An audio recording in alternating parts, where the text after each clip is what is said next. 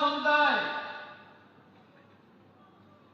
कभी अपने अस्तित्व के लिए जूझ रहा था, आज उस बंजारा समुदाय को प्रधानमंत्री मोदी जी के मार्गदर्शन में सत्ता की, शासन की मुख्य धारा के साथ जोड़ करके बाबू सिंह महाराज को एमएलसी के रूप में भेजने का काम भारतीय जनता पार्टी की सरकार ने किया है।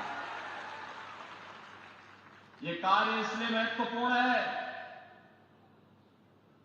कि अब बाबू सिंह महाराज के जाने के बाद न केवल इस पवित्र काशी के बंजारा समुदाय की इस पवित्र काशी का सुंदरीकरण करने की भारतीय जनता पार्टी का अभियान और तेजी के साथ आगे बढ़ेगा। जो समाज विरोधी, देशद्रोही तत्व बंजारा समुदाय का धर्मांतरण करके उन्हें गुमराह करने का प्रयास कर रहे थे, अब वे लोग सफल नहीं होने पाएंगे और एकजुट होकर के जिस बात का आह्वान कभी छत्रपति शिवाजी महाराज ने किया था, जिस कार्य के लिए संभाजी महाराज ने अपना बलिदान दिया था, जिन कार्यों के लिए बाबा साहब डॉक्टर भीमराव अंबेडकर जी ने पूरा जीवन समर्पित कर दिया था, आज उन कार्यक्रमों को मजबूती के साथ हमें करंजम क्षेत्र में भी आगे बढ़ाने का अवसर प्राप्त होगा। बहनों और भाइयों, इस समय महाराष्ट्र विधानसभा के चुनाव चल रहे हैं और पूरे महाराष्ट्र के अंदर एक और भारतीय जनता पार्टी के नेतृत्व में महायुति गठबंधन कार्य कर रहा है। प्रधानमंत्री मोदी जी का यशस्वी नेतृत्व है।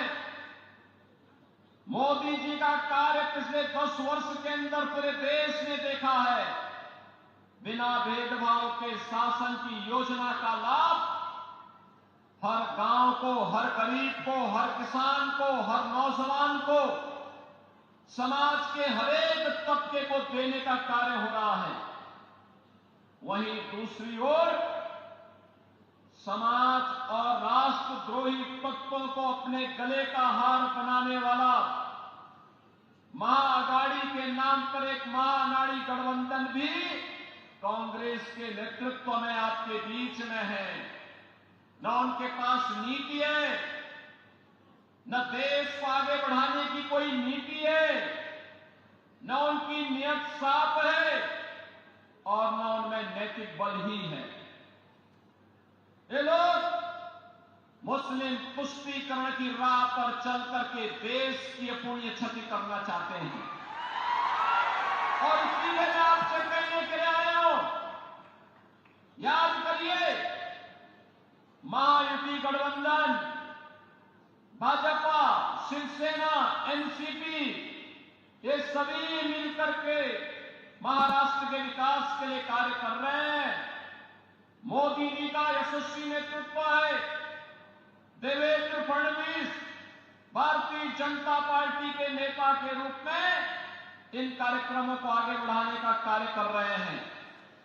लेकिन दूसरी तरफ एक ऐसी गाड़ी है महाअघाड़ी के पास जिसपे स्टीयरिंग भी नहीं,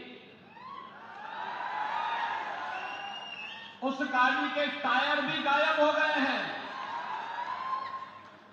और ड्राइविंग सीट पर बैठने के लिए आपस में ही छीना झपटी हो रही है। छीना झपटी हो रही है कि कौन ड्राइविंग सीट पर बैठेगा।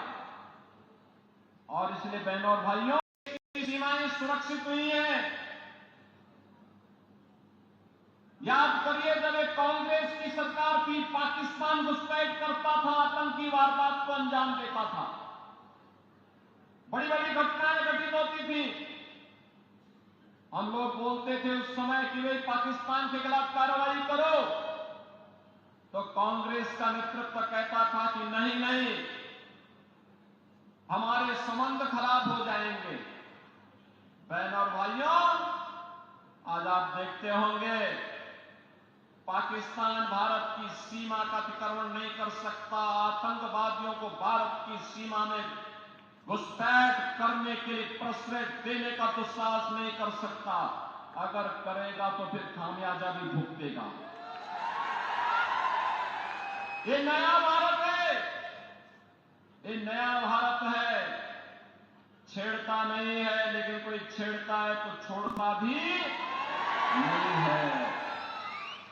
सीमाओं की सुरक्षा करना जानता है, अपनी जनता की सुरक्षा करना जानता है। ये नया भारत है, अपमान नहीं सहता। ये नया भारत है, इंफ्रास्ट्रक्चर के बड़े बड़े कार्य हो रहे हैं, हाईवे, रेलवे। यहां पर हमने देखा कितना भव्य स्थल बन रहा है, संत सेवालाल महाराज की पावन समाधि स्थली, संत रामराव महाराज की समाधि स्थली, संत बामनलाल महाराज की साधना स्थली कितनी पवित्र और कितना भव्य रूप ले रहा है। ये भारतीय जनता पार्टी की विरासत के प्रति सम्मान का भाव है। बहनों और भाइयों, ऐसे ही हाईवे बन रहे हैं, railway, metro, rapid rail, IIT, IIM, AIIMS, one district one medical college, हर घर नल की योजना, गांव गांव की बेहतरीन कनेक्टिविटी, यह गरीब के लिए आवास, पीएम आवास योजना में आवास, 80 करोड़ लोगों को फ्री में राशन की सुविधा, 70 वर्ष से ऊपर के हर एक बुजुर्ग को प्रतिवर्ष 5 लाख रुपए की फ्री में स्वास्थ्य की सुविधा उपलब्ध करवाने का कार्य हो, या फिर अन्य अनेक गरीब कल्याणकारी योजनाएं, यह तो मोदी जी के नेतृत्व में भारतीय जनता पार्टी की सरकारें कर रही हैं। लेकिन साथ साथ गरीब कल्याण भी है, विकास भी है, सुरक्षा भी है, सुशासन भी है, तो विरासत के प्रति सम्मान का भाव।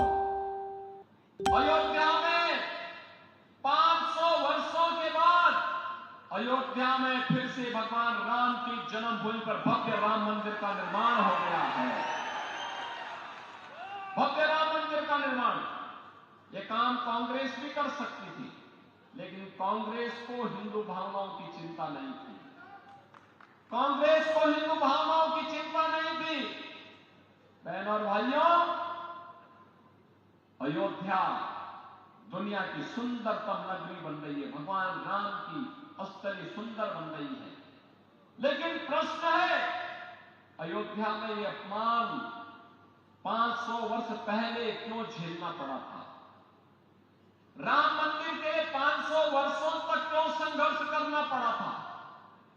छत्रपति शिवाजी महाराज ने जिस स्वराज की संकल्पना को आगे बढ़ाया था, इसके लिए संघर्ष क्यों करना पड़ा था? पेशवा बाजीराव को एक भारत एक राष्ट्र की संकल्पना के लिए संघर्ष क्यों करना पड़ा था?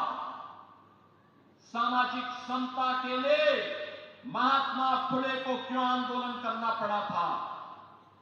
बहनों और भाइयों, एक विधान सब समान, इसका आह्वान करने वाले बाबा साहब डॉक्टर भीमराव अंबेडकर को क्यों संघर्ष करना पड़ा था?